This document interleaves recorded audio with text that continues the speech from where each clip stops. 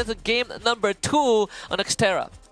At the next Terra, our Fly 5 moving into Deka Square towards the side of the museum. We know for a fact that last night, most of the time, people will definitely go in for the side of museum. Some of them also decided to actually go in for the contest for the Intellect Center. So let's see which team will actually try to go in for a fight. Grey Labs is also not a safe spot as well. And it seems that it's going to be the same case right here as we see Expand meeting off with the Ilustrados Juegos right at the same spot. Let's see if any teams will stray off the beaten path. Ilustrados Juegos and Expand might end up meeting a bit earlier than they would have liked. And if you're Ilustrados Juegos, you do not want to be that team to get knocked out. Unless Buriram United also decides to pay a visit, but their drop is a bit more spread out. Expand, well, not really together. We see the homeboys using the Avron scan as well. I see paying out BRU. Remember, Axel will find Brent 2 though. So Brent 2 will be first blood for Expand. Now coming in for the high ground advantage, spotted out the Shanks. Cobra at the outside, but Roy pushing into the side of McRory, but doesn't go in for the shot just yet. Just rotating around, and Shanks also figuring out a way to go over away from the side of the Expand. Now, Buriram probably want to go in for the third-party engagement, just looking from the overside, but Joanna will be the one to try to shoot down to Shanks, but unfortunately lost that gunfight. And in the meantime, V-Gaming have been wiped off the map a minute and a half in by Thorad. So it's not a good day for VGM so far. The Ilustrados Juegos able to skirt away with at least Ray Miao. The Shanks also going in the other direction, but there's not much space to work on Nexterra, at least where they are at. It's good to see that Ilustrados Juegos decide being able to disengage from that fight, but it's going to be a long journey. Now BRU decides to come in and take over what has been started by IJ, finishing off Cobra and Too Fast at the same time. Xtroid just drops like down, takes on the fight head on, and beats Wasana, but already just shoots him out of the skies, and BRU have completely taken control. Now the Expand, gotta figure out, but oh, a good comeback comes in from the side of the XL to takes down already. Now managed to pick out Roy in the process, and unfortunately comes back alive and shuts down back our team of Expand. But Roy comes through for the help, shuts down back again the team. This is like a back and forth fight between the team of Buriram with the team of Expand. 1 minute they're up, another minute they're down again. Expand overcoming their fear of Wasana, one of the best CQC players we have in the entire world, and that definitely closer than they would have liked, but Expand able to make it out alive. Can't say the same for Nero though, last man alive, with not much of a weapon in his hand, able to find the first ambush onto Jack. Onyx Olympus should be able to finish this off. And there's also a revival point if somehow Nero was able to survive this, but he doesn't have much health left. Kiba turns the corner, drops down a glue on Nero, also playing ring around the Rosie, but now Onyx Olympus will make the decision to double up, but Nero makes the call to retreat and hide behind just that little arcade machine as Onyx Olympus revives the rest of the team. Ooh, sneaky. Haven't been smelt yet by both of the players of ONIC.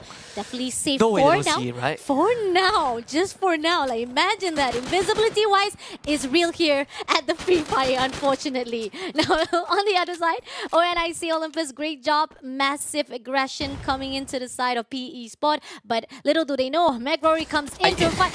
No, what was going on? McRory just jumps into the territory saying hi?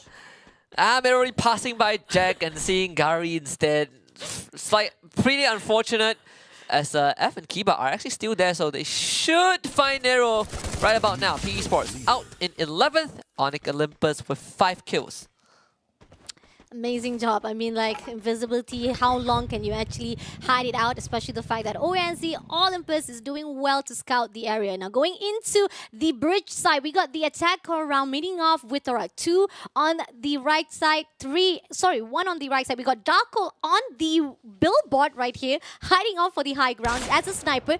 Shots to the one side of our attack around. That's going to be an information giver out. Hoi Sang right under the bridge. It's going to be a little bit of scout as well as probably a backup for the team of attack around. Hoi Sang is very aware of this. This could be, if Hoi Sang is able to land this shot and take out Darko, that would be massive for the team. But Darko, he does have backup. It's going to be North starting to rush into Hoi Sang, and Hoi Sang doesn't really have the best weapon for close range fight, so decides to use the Tatsuya sprint to get to safety. The rest of attack all around will kind of double back and help him out. Now, two players comes in for a fight with Torad. Peroro missing off, but unfortunately will be knocked down first of all. Jump God backs away from the fight when the fact that they couldn't actually goes in, but nevertheless they're just waiting, looking for the right time to fight off. North shoots down to two players of the attack around. Hosang, as a sniper, breaks the glue wall, but here David comes in, say, come for the drive-by, my friend. Shuts down to Hosang, and 2-on-1 shuts down one of the players from the attack around. Yeah, the pillar of Thorad is Darko for sure. The captain, the shot caller, and the man who orchestrated this entire sequence to slowly dismantle attack all around. There's 7 points for Thorad already. An attack all around. Fortunately, just met their maker, outsmarted and outgunned. Amazing rotation-wise coming in for Torad. It's like just baiting out the pet from the inside of the bridge, as well as the fact that they know anytime and soon they're gonna actually eat that bait. Now, moving into another area, we got the team of RRQ Kazoo fighting off with the team of JV Esports. They need to do better for the fact that it was a tough fight indeed for the first round. Now, Cougar meeting off with Razor right in front. Dude's already been shut down. Now, coming in for the backup. Abai shuts down another player from the side of JV. Shut up will be taken out. Now, coming in for the Dash Wise, trying to give a lot of pressure from the outside, but doesn't manage to take down anyone just yet from the team of JV Esports. Going to pick up the teammate while in the process. It's going to be a good effort from the team of RRQ, but JV, Protete, as well as Limit will be the only two left to survive. JV not having a good time at all, losing 2 members and getting none in return. RRQ Kazu continues the push. Is Abai in the front line leading the charge, just giving enough information to RRQ Kazu. They have completely taken control of the entire building, and JV Esports might have to fight their way out of this. Abai going for the Tatsuya dash, just spot out both members of JV. Limit finds a knock on the Legola, but instantly traded back. And it'll be cleaned up. Abai finding the last 2 kills. JV Esports out in 10th. Nicely done by the RRQ Kazoo to wipe out the JV Esports. Again, another round not doing well for the JV Esports, but a massive fight indeed by the RRQ. Now moving into the map itself, zone is right here at the Deka Square as well as the mud side, but somehow some of the zones that's already been in the favor of our three teams. We got the team of IJ, we got the team of Rivers Red as well as ONIC. Those who have to move into the zone. Torad probably have to figure out how to get in from the Z-Way, and we can see that the homeboys are quite preoccupied fighting off with another team. Managed to shut down. We know for a fact that homeboys got to do something to back things up. Expand in the process lost their 2 players. Now we'll be trying to revive back Excels and Roy, but I think he doesn't have much credit, so in the end it's quite falter for the team of Expand. And so far, I think it's great to see Expand performing to a certain degree and having X-Roy back on the team on loan. It's quite a tale that they didn't have him for the second half of 2023, and he was the only one that didn't qualify for the World Series, and he could have if he stuck with from the original Expand roster. What a story it is, but this reunion is giving Expand kind of a breath of fresh air, right? You play with is another full Malaysian squad. No, contrary to having Crime MKS, who was from Indonesia. But right now, they gotta kind of show us a bit more than that, right? Expand at their prime. IJ, on the other hand, able to get the whole team back and might have to square off against Homeboys. Ooh, somebody spotted out Homeboys on the rooftop. Faiz will be trying to actually reverse the shot to the enemy wise, but doesn't get enough to take him down. Expand on the note, quite preoccupied to be in position with the Torad as well as the team of Buriram. Moshi will be knocked down first of all, but here Wasana comes for the backup to pick him up yet again. But Ikal ready to go in for the engagement, but backs off again, waits for the cue for the team of Torad to come through. But unfortunately, they realize that the positioning wise is not in their favor, so they back away from the fight just yet, waiting for the right time. On the other note, right here, we do see that the zone is closing in. IJ quite preoccupied right here, going into the edges of the zone, shutting down some of the players from the teams that is hiding out. A few teams have already started making their move into the center of the circle. A couple of Avron scans. Homeboys again down to just Spade. Same as last round, him carrying the hopes of the entire team. Might be able to catch a straggler in the forms of Ray Mia, but that is pretty much it in the Stratos Juegos. also taking a bit more time to make this rotation as they did suffer heavy losses earlier on. Torret, on the other hand, able to pick up jump guard from attack all around as Reverse Red also starting a fight with Buriram. Now, coming into the safe zone, IJ doesn't need to worry much. They're the one who try to go in for the rush with Homeboys. As Husky has already talked about, Spade is the only one left. On the other side of the map, Rivers Red is doing well, comfortable, not to worry much, especially using the drone to check out the area. We got the team of RRQ quite preoccupied to fight with the ONSC Olympus. They are in their own position for the building-wise. RRQ trying to actually close in from the outside. Grenade been thrown out one after another, but is that going to hit anyone? Nope, it's not going to hit anyone. But ONIC holding their position.